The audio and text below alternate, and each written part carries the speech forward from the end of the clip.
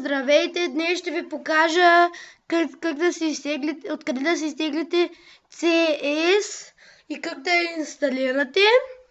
Така, сега ще влезем в Замунда.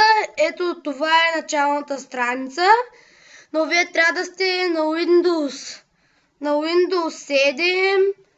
7, защото иначе мисля, че няма да ви тръгне. Така, след като се я изтеглите, от тук щракате, както виждате, от тук като щракнете, като се я изтеглите, после влизате ето е тук, в това, и ето е, щракате и тук така, ето е това, тук трябва да ви излезе. Така, щракате върху него, чакате малко да зареди.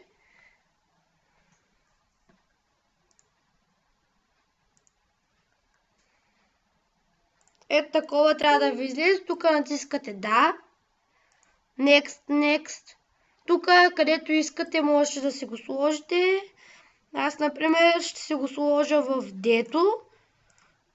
Ще го сложа. Старт, да, натискате и чакате.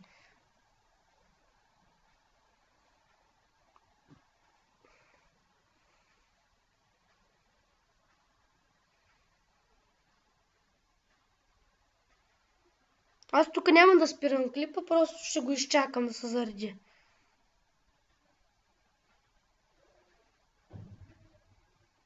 Като виждате, бързо се инсталира тук.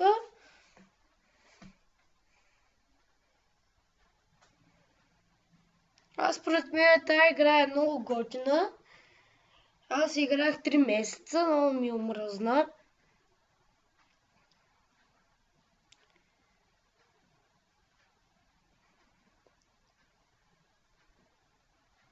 %. И пак казвам, че тази игра става за Windows 7.